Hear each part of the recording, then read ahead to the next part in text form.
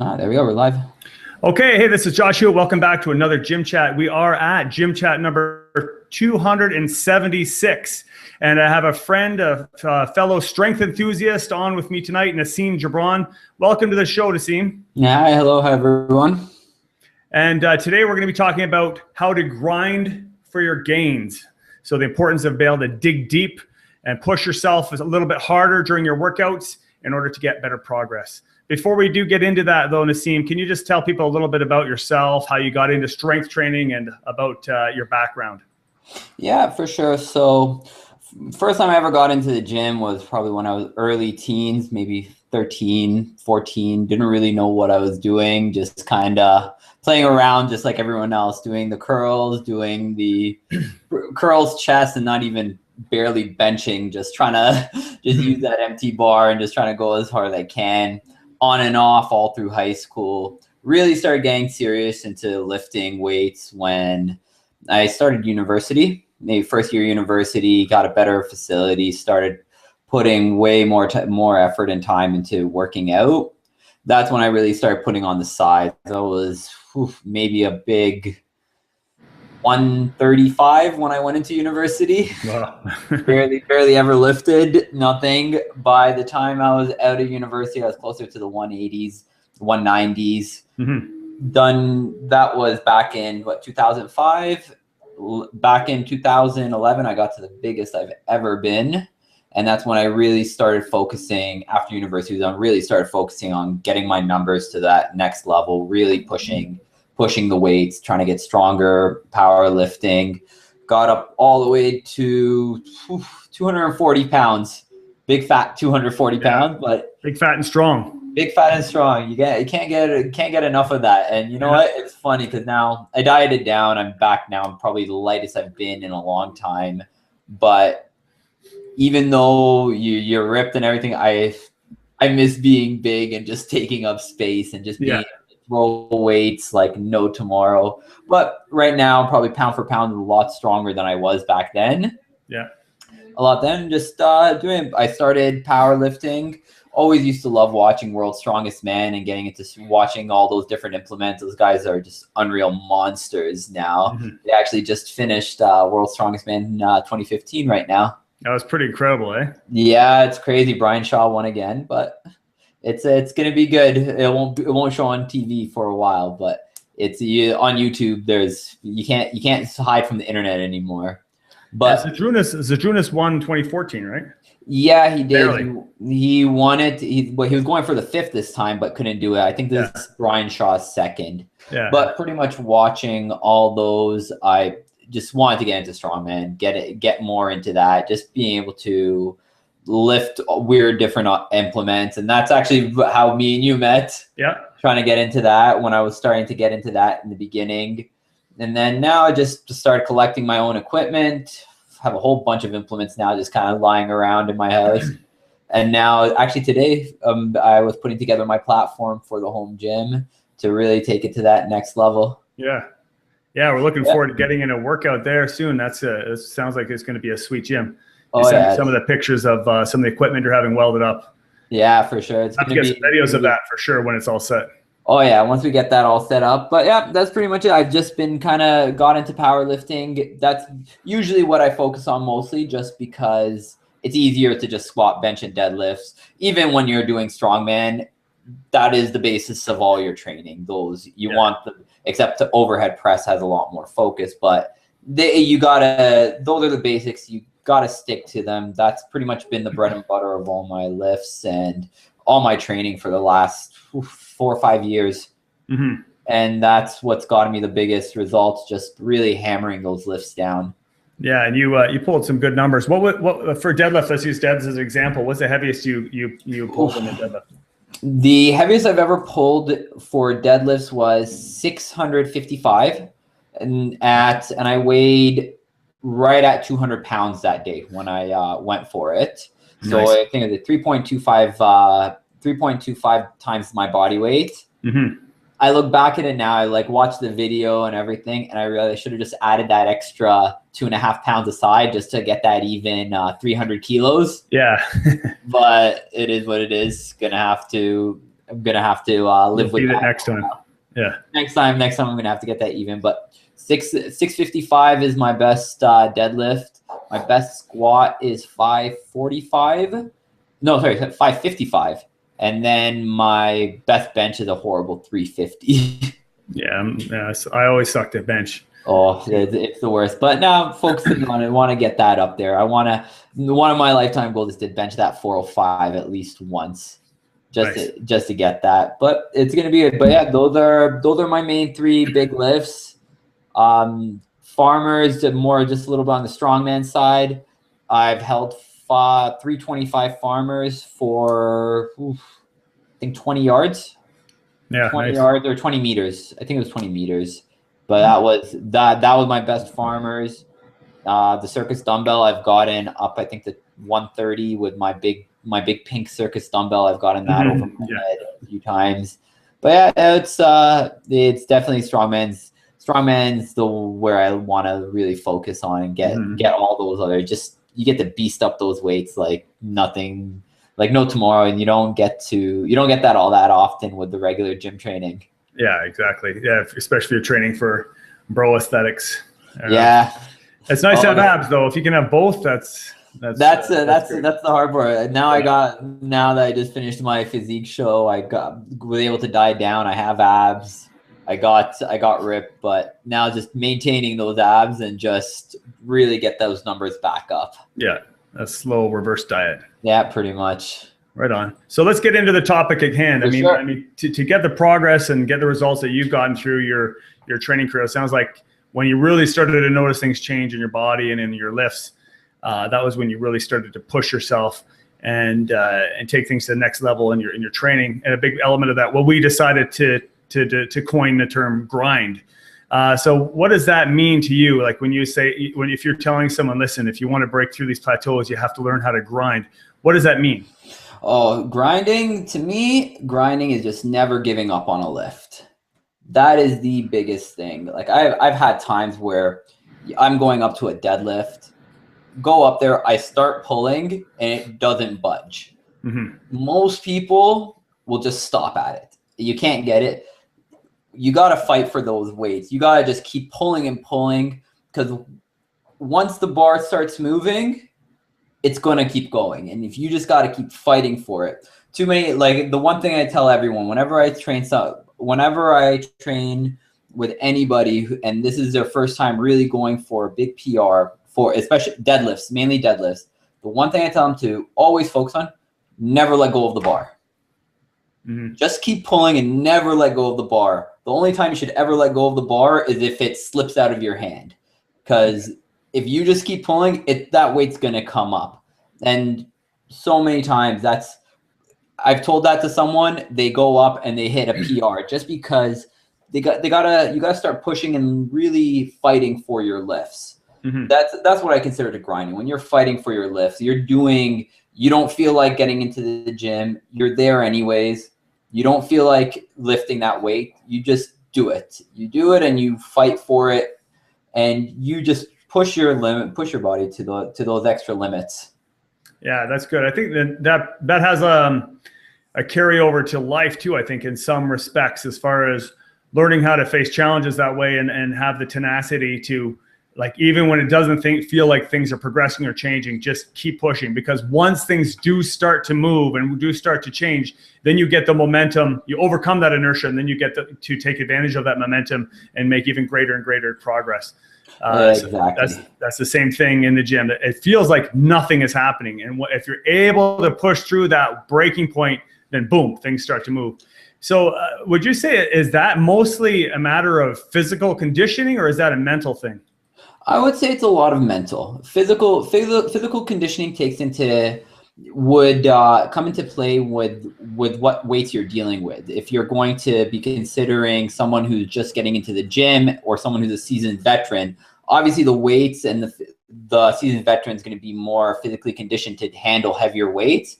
Mm-hmm. But getting into there, you gotta prepare mentally.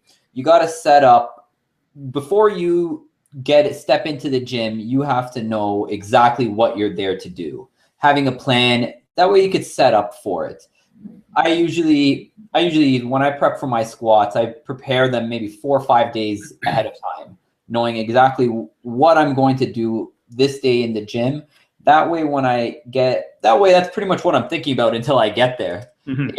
It's focusing. How am I going to get this? I know I like to visualize the lift way before. That way, when I actually get to actually doing it, I've seen myself in my head lift that weight hundreds and hundreds of times. Mm-hmm. And then when you actually go to it, that's when you could do it. It's setting up properly and knowing that when you're going to get under that weight, you're going to push it off. Even though it's going to feel hard, you're just going to keep fighting for it until you get it. Because as soon as the one thing I've learned, and I used to do this a lot, if you start second guessing yourself before you're going into a lift, you failed it way before you've even touched the bar. Yeah. You got to get it. You got to go into that weight knowing you're going to just destroy it. And even if it moves slow and it is hard, you got to just fight those little bits and pieces. And it's a big mental thing. A lot of the times, most people give up. Most people don't hit PRs, or they're struggling to break through a plateau, not because they're not strong enough or they think they're training too much or overtraining, or it's in their head. A lot of people are afraid to push that weight that they haven't used before because it's uncomfortable. You want to be uncomfortable. Mm-hmm. You will get the most results and gains when you're uncomfortable in the gym, uncomfortable in anything. When you're put in a position that you don't want to be in, you got to either sink or swim, and it's in your head to always want to swim. You don't ever want to drown. So it's a lot of it. I think when you're trying to grind, you got to be set in the head properly. You got to be ready for what you're going to do and know that it's going to be tough. There's going to be adversities. Then you just have to kind of be prepared for what you're going to expect and have a game plan of what you're going to do when you get to there. Good advice. So what about the issue of, definitely you have to learn how to push yourself, and I guess some people are a little tentative when it starts to get tough. What about the issue of people being a little bit cautious, maybe overcautious, but getting into the subject of potential injuries? At what point is it good to be careful? How do you know if you're grinding and you're really pushing yourself using that mental tenacity versus pushing yourself more than what is safe for your body? Oh, definitely. The first thing that we all want to do is be safe. You don't want to get hurt. That's one thing. You don't want injuries, because any injury is going to set you back and pretty much put a big dent in your goals. With that, a lot of people stop a lift because they think their form is going bad. Mm-hmm. But it's really not. The deadlift is the biggest example. You go up to that weight, you start pulling. A lot of people will stop because they think, oh, my lower back is rounding. I'm gonna hurt myself. When in reality, it's a lot of times when you think your lower back is rounding, it's really your shoulders just going down a bit, and there's a little bit of roundness in your upper back, which is more than okay. Mm-hmm. But a lot of people translate that to lower back. And realistically, the only way to know is to watch yourself on video.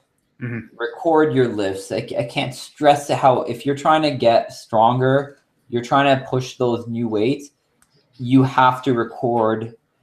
Be that guy in the gym who always has his phone out recording his lifts. I do it all the time. In the gym I'm at right now, I have one of my kegs where I just put up there. I leave it right where I want it, and my phone is always on there with recording. Just because so many times you go up to that weight, you go to squat, you get down, you think you're looking, and you think it was the hardest lift ever. Then you watch it, and it was a joke. It was so much easier. Your form, where you thought it was bad, mm-hmm. really was not. There was nothing wrong with it. It's just your mind plays a lot of tricks on you. Yeah. It feels like it's taking forever to get that lift up. You watch it in a video and it shoots right up, and you're like, holy shit, I have a lot left there. Oh yeah, there's a lot of times where I've stopped lifts where I did 3 reps, and those 3 reps felt like the hardest 3 reps of my life. Then I watch it, and I'm like, this is I stopped way too early. I thought my form was breaking, but it really wasn't. And then it gets with experience where you know where your form breaks. Like I know I've done it. I've recorded enough, and I've watched my lifts long enough where I'll know this is what it feels like when my back is rounding. This is what it feels like when things are going wrong, and that's when I know to stop.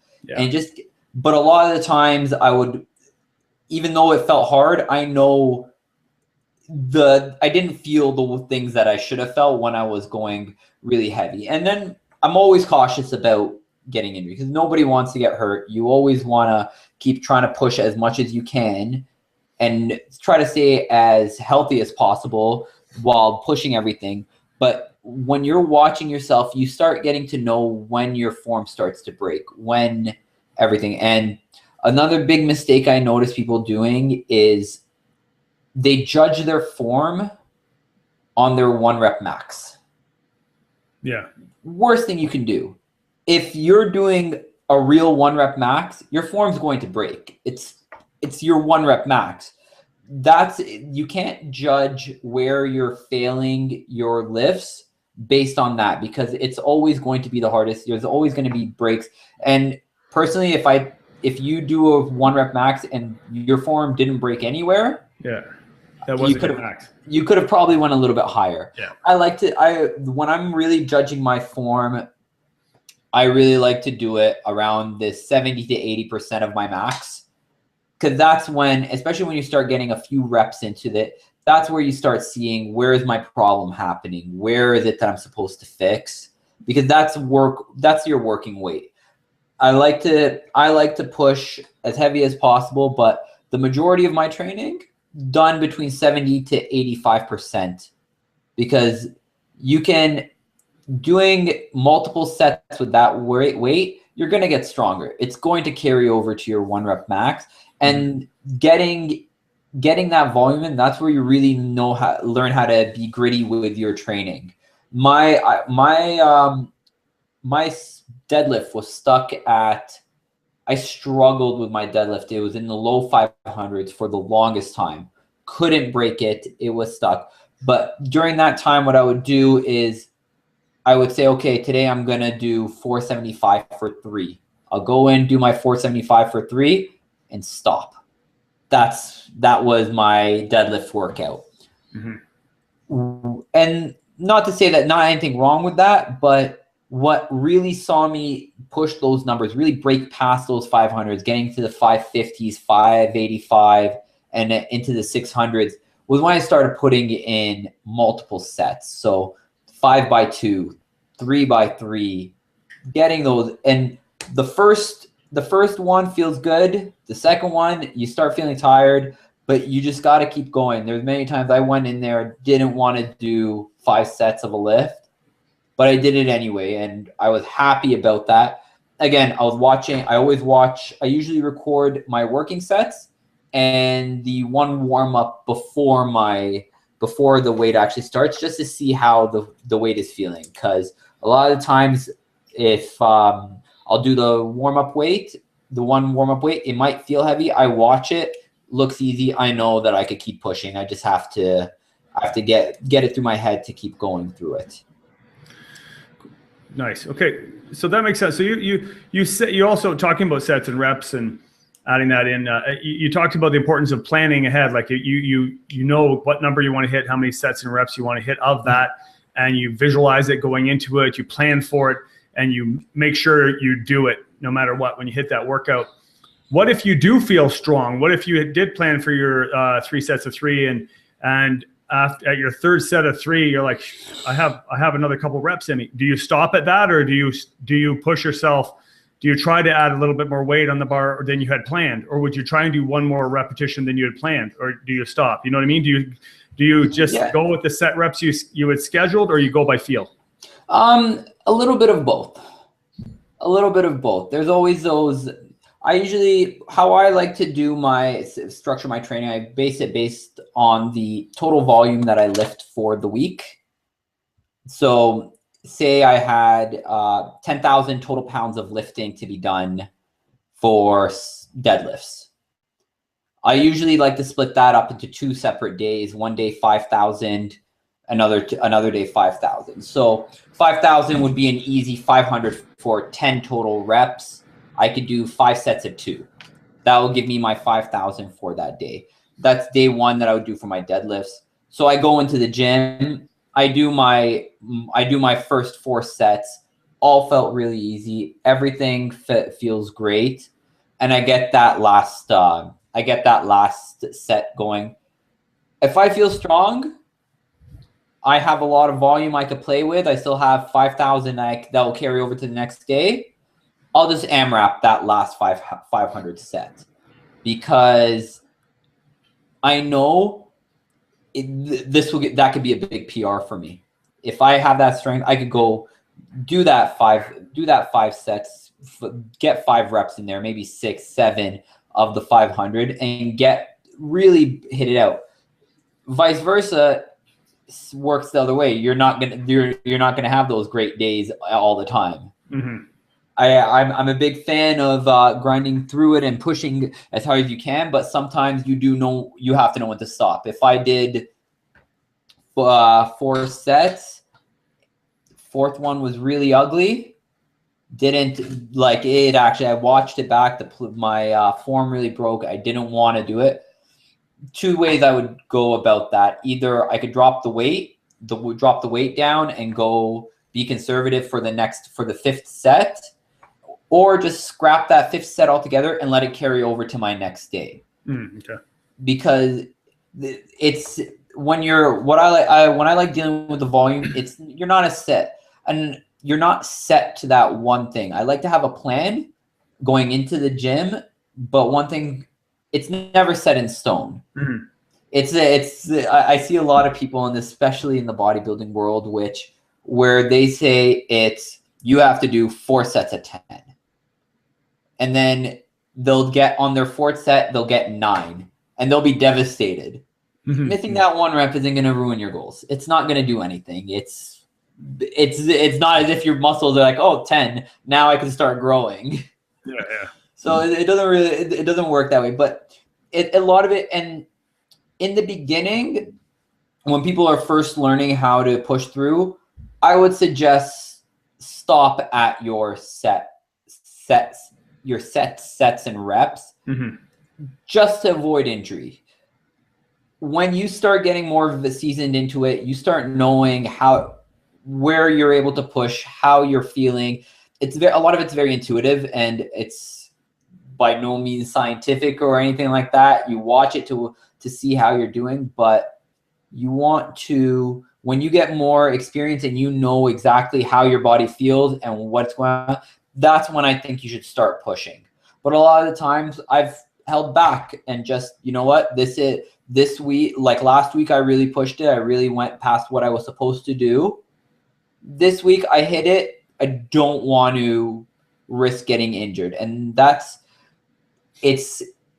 go one day in the gym, really pushing yourself to that limit, to really push it to that max. It's fine. When you start doing that every single workout, it builds up to your body. Your body you got to give yourself enough time to recover, and your body doesn't get that kind of stress. It really can cause a lot of damage. So I'll just sit back for a little bit and just do what's prescribed, because as much as everyone likes to hit those big 1RMs and those big PRs, it's a journey. You got to do it over time. And if you start taking your time doing what you're prescribed to do, what you have, your strength will go up eventually, and you will hit those big numbers that you want to hit. So for the most, I like to stick to what I have scheduled. But then there are those days where you just have a freak day. Those freak days don't come all that often, especially when you start getting into the bigger numbers, closer into the 500s, closer to those 600 numbers. those I will have 10 shitty workouts. Well, not, I wouldn't say shitty, but like 10 really workouts where I really have to fight for every rep for that one workout where I just have all the strength in the world and everything. And I'll capitalize on that one workout because I know I could do it. But for the most part, it's you gotta just go with what you have scheduled, and it will give you in the long run. It will give you the results you're looking for. It's not a now thing. You gotta. That's the big thing. But if you have one of those freak days, capitalize on it, because they don't. The longer you've been training, the fewer you get those days. So you don't want to give those days up when you get it. But to the most part, I like to stick to what I have prescribed and not really push it to that limit. Yeah, cool. So as far as grinding, then you gave a lot of good tips as far as visualizing. You talked about even like several days before, constantly visualizing yourself successfully performing the lift and getting yourself mentally prepared, planning, knowing what you want to do when you go into the gym, so that you're not just playing it by like letting your mind trick you into stopping prematurely. You know what you should be able to do, and you make yourself do it. You talked about not giving up. These sort of things might be different for a new person versus a seasoned, a veteran of training. Watching your form, but like not worrying about it, not being overcautious about being like too strict, videotaping yourself. Those are all great tips. Do you have any other tips that can help people get into grinding, whether that be some mental tips that you use or some physical things, as far as like that was a good thing as far as using a camera? What about like having good training partners or a team to train with, or any tips that you use going up to the bar, or any other things you use that can help someone when they really want to learn how to grind if it's not coming naturally to them? Oh yeah, you brought up a lot of good points, which definitely come to mind for me. One thing mentally, I know when you're going up to start a lift, when you're actually doing it, focus on the lift. Focus on staying tight, keeping your body tight. Don't let your mind wander. Don't worry. When you start worrying about other things, that's when you have to. When you're going up to that bar, when you're getting ready to squat, set it up. Set up the exact same way every time. Drill it into yourself. There's a routine. Every time I'm going to get into my squat, this hand goes on there, that way I grip on tight, get under it, step back. Make sure when you watch your videos over and over again, doesn't matter what the weight is, your setup should be the same every single time.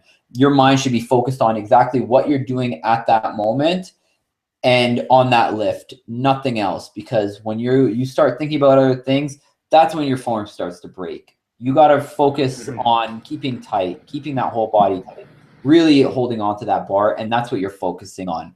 Mentally, that is a big thing for when you're lifting, because if you start looking around, looking at someone who's walking in the gym, seeing what they're doing, thinking about what if I don't get this, that's when your problems start happening. You got to focus on what you're doing and just really destroy it. Good training partners, those are hard to come by. If you find yourself a good training partner who has similar goals to you, hang on to them, because it really makes a big difference. Personally, I train with my cousin. He's roughly around the same size of me, beast weight all the time, just really pushes. We really push each other. And then on top of the camera that's watching, when I'm lifting or he's lifting, we're yelling at each other. If I see that he has a few more in him and it was too easy, I'll tell him he has more in it to get a few more in there, because that really amps up the atmosphere. When you have someone with you who's really, when I see someone pushing, it makes me want to push. If he did his set first, we're doing both the prescribed sets. He did his, he did his. There's no way I'm going to miss mine. I'm going to get that up, because you feed off each other's energy. It's having good training partners is great. Being in groups is even better. I wouldn't want to train in a group on a regular basis just because it takes a ton of time out of your day. But if you're going for those days where you want to hit a 1RM, you want to hit that big PR, when you have a bunch of people there supporting you and really pushing you, telling you to keep going, you get that lift. If for those who've never been to a powerlifting meet, definitely try it out at least once in your life. It doesn't even matter if you don't, it doesn't even matter what your lifts are. The atmosphere there will give you'll get that feeling of when you're in that hole and you're trying to squat back up and you have 40, 50 people just yelling at you up to just keep going. You'll find that strength somewhere and you'll get it up, and you learn to feed off other people's energy when you're lifting. And it's having good training partners helps you a lot. Just getting advice from them watching you, they'll tell you. A lot of times I ask my cousin, how did that look if I didn't record it? How did it look? And he'll tell me, okay, it was slow here, it was too easy, you could easily keep going. And then that's how we plan it. Even though it felt hard, when he would watch it, he's like, that was a joke, you could have kept going, do what you wanted to do. And I do that a lot on the warm-ups. I'll always watch his one set before he starts doing his main work just to see how it looked. Because usually a lot of times I notice when you're not warmed up or fully warmed up, it's going to feel hard, and you're going to think it was hard and it looked ugly. But when you have someone that you trust and you know is going to give you honest advice, trust in them, believe them, and then they'll tell you how you should keep going. Good training partners they're hard to come by. That's the problem. Finding someone good is tough, but when you find someone, stick with it. A lot of times, a lot of people don't have that luxury. Online communities, there's a ton of online communities who whether it's just focus on fitness or just focusing on strength. You feed off those people's energy. I feed off an online community just as much as I feed off people in real life. Like Instagram, there's a ton of big lifters out there that you see, and watching their videos, it makes you want to keep lifting more. And then let people see what you did. A lot of people are very hesitant to post, oh, I'm not strong enough, I shouldn't be posting this lift, or cares. Do it. Just do it. Get over that, because there's so many people out there who will support you and tell you, yes, this is good, that was good, keep going, keep pushing. And you learn to feed off other people's energy. And that, when you see so many times you lift something and they'll tell you had way more in you. So it teaches you how to just learn how to fight for those reps, really push yourself, and obviously be safe as possible. Nobody wants to get hurt, but you feeding off other people's energy, you could get those extra reps. You'll really see. That's what's going to, if you ever look at the guys who lift the heaviest weight, who do the things that you're trying to achieve, you'll know it. One thing I noticed that's in common with all of them, they're always trying to push more, and they're doing weight that they're uncomfortable with. There's going to be some level of fear whenever you're going into any lift or anything like that, because you may not be there, but you learn to feed off that. Trying to think on a more scientific level, one of the biggest problems I notice that people do is they aren't progressively overloading what their lifts are, what they're lifting. And progressive overload can come in a ton of different ways, the easiest being adding more weight to the bar. If you add more weight than you did the last time, you're seeing progress. That's a lot of people think that this workout in itself they're focusing on the tree when there's the full forest to work on. Then there's a full forest. It's progressive overload, whether you're adding more weight over time, you're doing the same weight, lighter body weight, it all adds up together. And that's what really, over the long run, that's what gets you your big PRs. And that's why I focus on my volume. Whether or not I lift this week, I just started again with powerlifting. I'm starting off with 10,000 total pounds between my squats and my deadlifts. Next week, I'm going to do 11,000. That's where my overload comes in. Whether or not I use weight that's new to me, or weight that's 60, 70%, maybe 80%, the total volume that I'm doing is getting higher.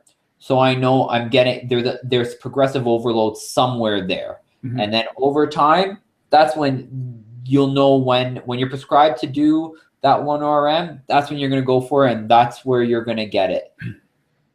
Good. Yeah. Sorry, you had another. One last thing. Yeah. That I've noticed happens a lot. Some people take it to that big level, that next level, where the other extreme where now they're PRing every single week, 1 RMs. Yeah, that's what I was going to ask you. How often would you suggest going for a PR in any given lift? Or like a max, let's say. So I love breaking PRs, and I think you could break a PR every day in the gym. Okay.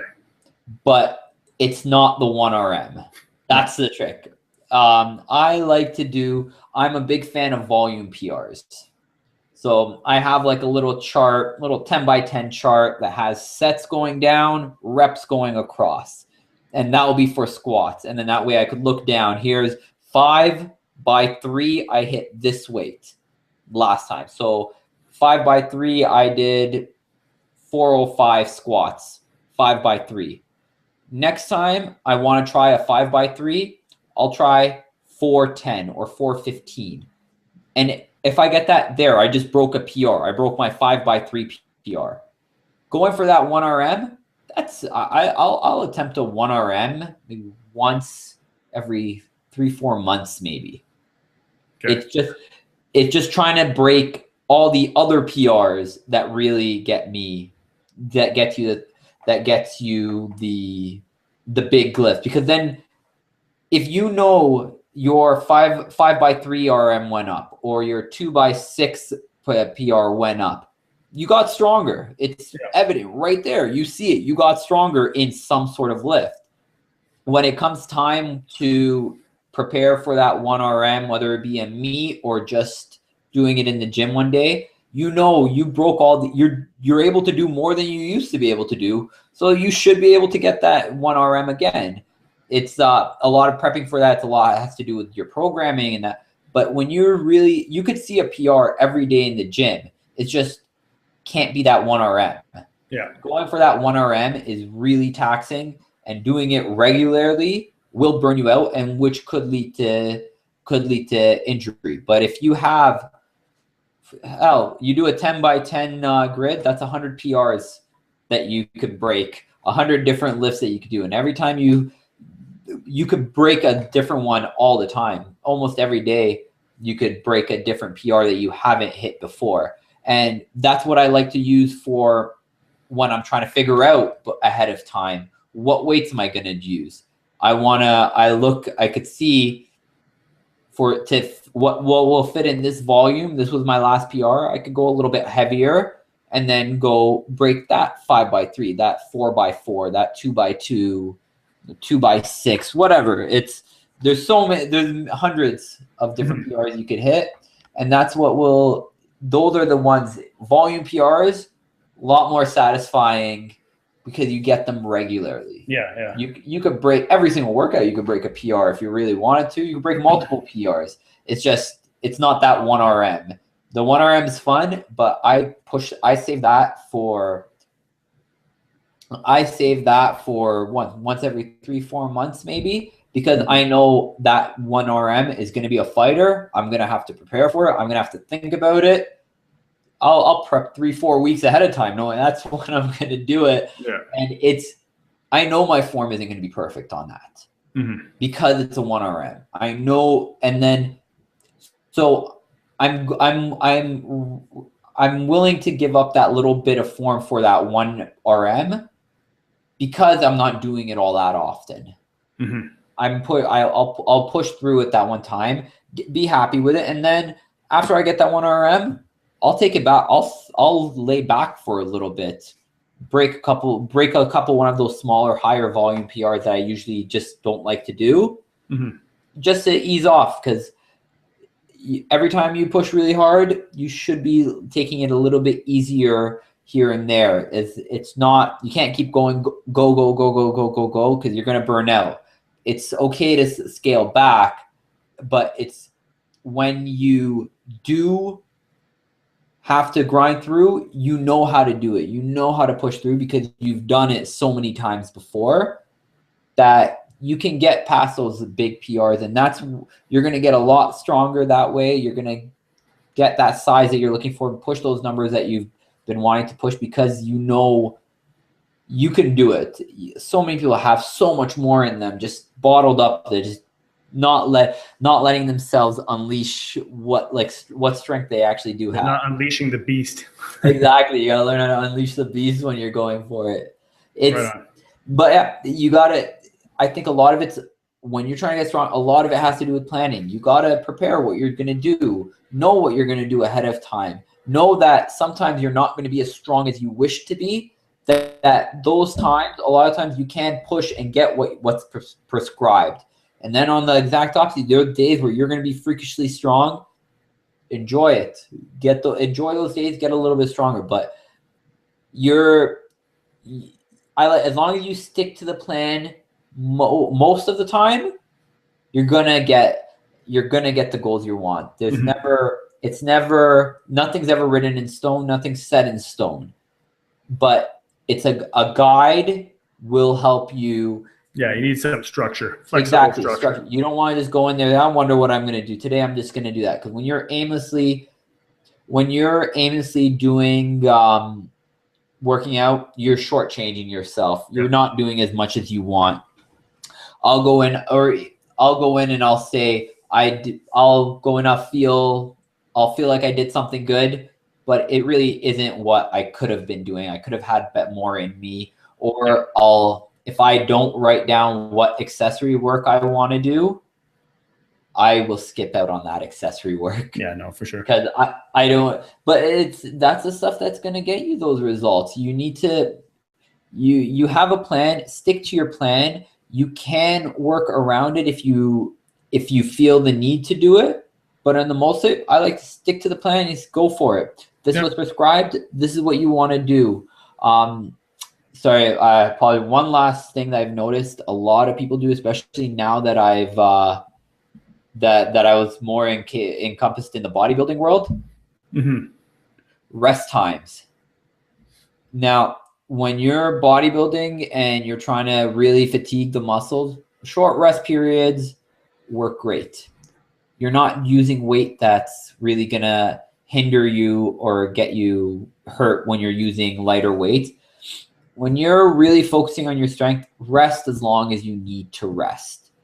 Whether that be 1 minute or 10 minutes between sets, it's okay. It's not as if you ever been to a big powerlifting meet, but you're something waiting 15 minutes before you've done your warm-ups, now you're waiting to go, you're waiting 15, 20 minutes before you get to do your first set. And then you wait another 15, 20 minutes to do your next. Now, if you feel you could do that weight again and you feel good, confident in 1 minute, that's great. But just because you read somewhere that I should rest 3 to 5 minutes doesn't mean that's what you have to be resting. It's a guideline. Sometimes, depending on what weight you're doing, if you're really pushing through, you need that extra rest, and it's okay to rest that extra bit. Take that extra time to really get ready for your lift, because if you waiting too long isn't going to be a bad thing. You're not going to really lose too much strength if you're but going too early, you could set yourself up to get hurt. Yeah. Oh, solid advice. Lots of tips there. Now, if I'm going to post as many of these as I can remember, summarize them down below. But if people want to get in touch with you, sort of follow your training progress. You mentioned Instagram. I'm not sure where else might be good for people to connect with you on Facebook or your blog or email. What's the best way to get a hold of you and to follow you online? I'm most active on Instagram. My Instagram is NAS306. I have my blog 306strengthsystems.com, and I'm actually just gonna start onto YouTube now, trying to get a lot more into it. Just my name, Nassim Jebran, on YouTube. You can check me out on there. Everything I have will be there. I'm going to put more details about how I actually structure my programming and my training on YouTube. But if you just want to see my PRs, Instagram's the place to go. I'm always active. You comment on my Instagram. I see it all. I never miss a comment that's been put on there. I'll see it all. So that's if you want to actually get more personalized attention, Instagram's the way to go. If you want to just learn more about how I train and just looking for advice, YouTube. All right, cool. Okay, good. I'll post those down below as well. So whoever's watching this, definitely check those links out and get in touch with Nassim. Is there anything else you wanted to add, Nassim? I think we covered a lot. No, I'm pretty good. If anybody has any questions or anything, feel free to contact me and any of those mediums. I'll get back to you on it. I'm really passionate about this. This is what I enjoy doing. Looking into strengths. People are looking to get stronger. That's any questions, I'm more than happy to help out. Awesome. Thanks a lot for the chat. This is a good topic. Actually, I needed to hear it too. Like I was talking to you about, I've been hitting some sticking points with my deadlift goals, and a lot of it is the mindset thing, the grind, and being willing to get in there and dig. So this was good. I really appreciate it, and hopefully we can get another one in soon. For sure. Thank you for having me. Hope we could do a lot more of these. Yeah, absolutely. And we'll be getting a video up soon. You're going to come over for a group workout, right? Yeah, big deadlift day. Deadlift day and deadlift party. Deadlift party, and then a couple weeks we're going to be doing that deadlift day, so it should be fun. Awesome, and that'll be on my other YouTube channel, on the Top Form Fitness one. Cool. Well, thanks again, and thanks for everyone else for watching. And we'll have another gym chat coming up soon. So until then, stay strong. Thank you.